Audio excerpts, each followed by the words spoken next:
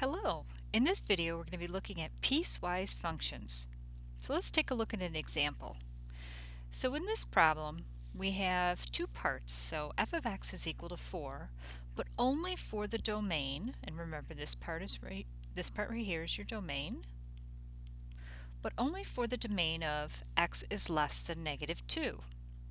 F of x is equal to 6 if x is greater than or equal to negative 2. So I have a little trick for graphing these, and actually it's not a trick, it's what we do in math all the time when we have to graph something. I'm going to do an input-output table, and actually let me separate this. So we're going to do this in two parts. So we're going to say f of x is equal to 4, but I'm going to do an input-output table, but I'm only going to do the domain values that they're talking about here.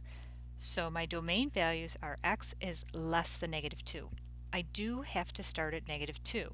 However, keep in mind that that will be an open circle because x cannot actually be negative 2.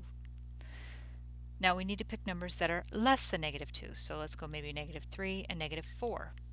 Alright, if you put negative 2 into the function rule, well, you get out 4. Put negative 3 into the function rule, you still get out 4. Put a negative 4 into the function rule, you still get out 4. Hopefully you remember that this is actually a horizontal line. So let's graph this part right here. So negative 2, 4, and we said that was going to be an open circle. Negative 3, 4, negative 4, 4, and you'll notice that it is horizontal going in that direction. Great. Let's do the next part. So the next part is f of x is equal to 6. That means no matter what you put in, you're always going to get out 6. That's what that means. So this says that x is greater than or equal to negative 2. So our function is f of x equals 6, but only for the x values where x is greater than or equal to negative 2.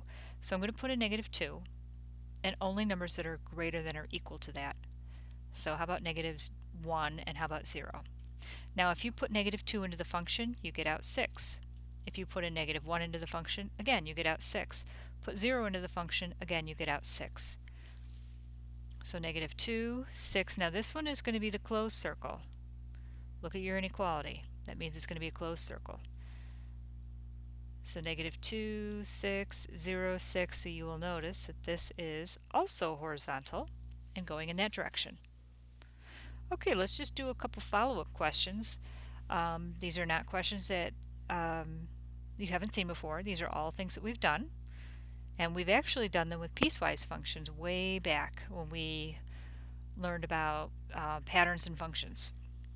Okay, so your domain.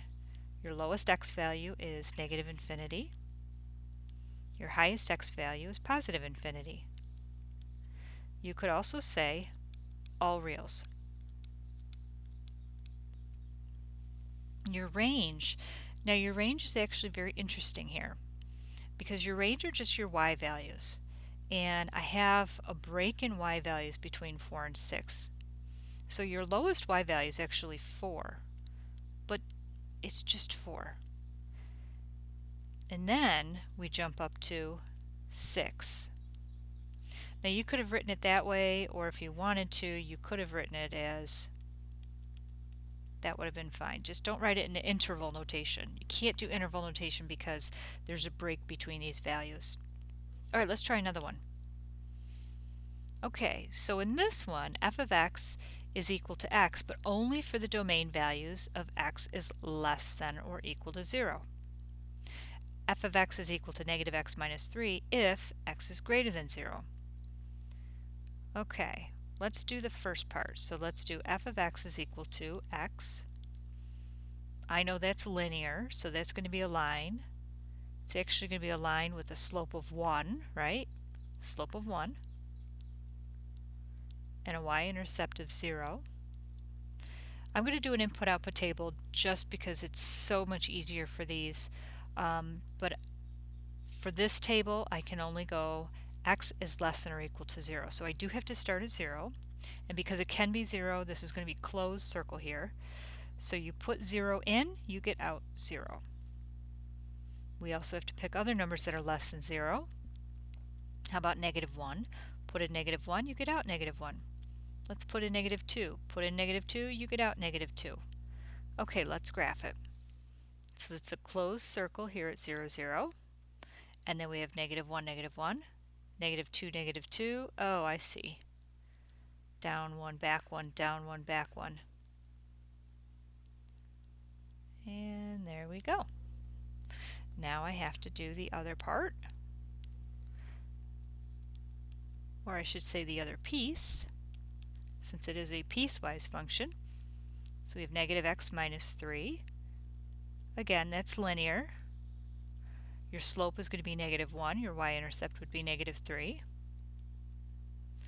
But again, you have to be careful because we're only graphing it for the values where x is greater than 0. I do have to include 0 on the table. I have to. Okay?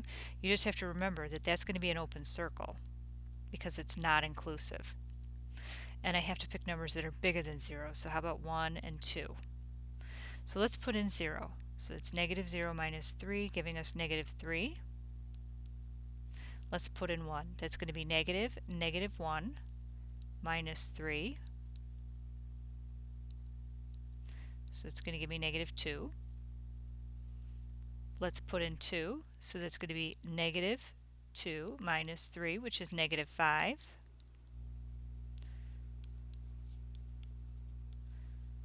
Okay, and I'm going to go ahead and plot those points. So 0, negative 3, 1, negative 2, 2, negative 5,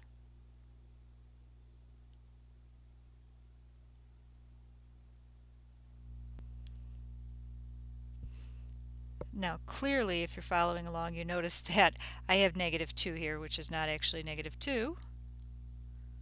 So let me fix that. Here's where I made my mistake. So that's negative 1. I put another negative in there. Minus 3, that's going to give me negative 4.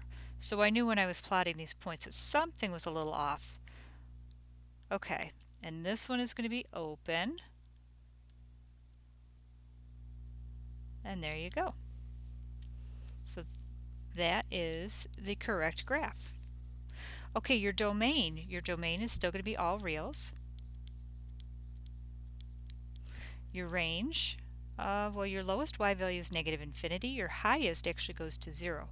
So I would say negative infinity, soft bracket, always soft bracket with the infinity symbol, up to 0, hard bracket, because your range does include 0.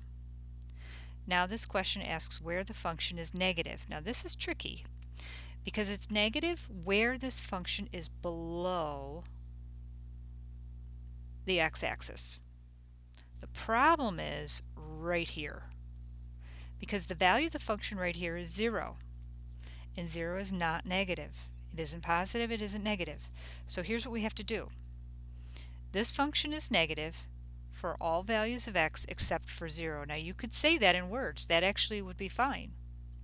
All values of x except for 0. Or you could say negative infinity all the way up to but not including 0. Use your symbol there, and then you would say 0 to positive infinity. So basically this is all reals except for 0 because 0 is not included. Okay, let's do one more example. Okay, so in this one, this is interesting because I have f of x is equal to 2x, and that's linear, and then I have f of x is equal to x squared minus 4. That's quadratic. So I have part of this is going to be a line, part of this is going to be a parabola. So f of x is equal to 2x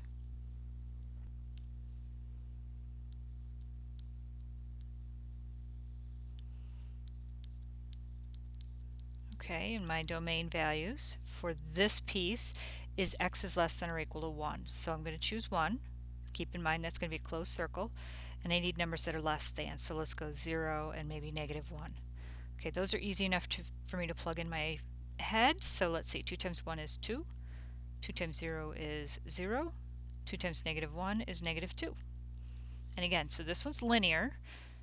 So 1, 2, that's going to be a closed circle. 0, 0, negative 1, negative 2. So I can see clearly that my slope is down 2, backwards 2, down 2, backwards 2, down 2, backwards 2.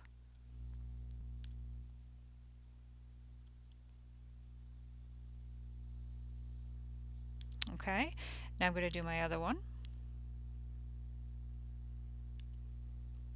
So f of x is equal to x squared minus 4, but only for the domain values. Again, this is going to be a parabola where x is greater than 1. So I'm going to start with 1. I have to put 1 on the table, but keep in mind this is going to be the open circle. So this one's going to be open. So I need, whoops. So let's go 2, and then let's go 3.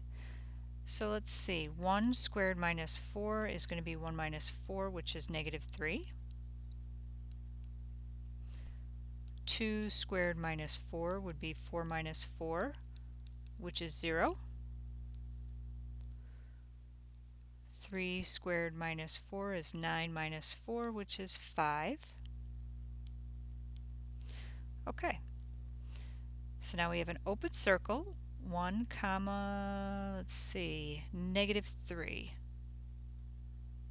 That's going to be down here.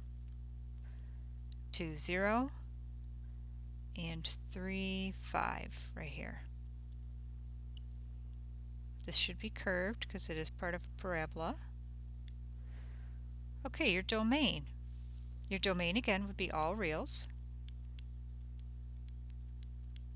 Your range, your lowest y value is negative infinity and your highest is negative infinity. So guess what? That's going to be all reals as well.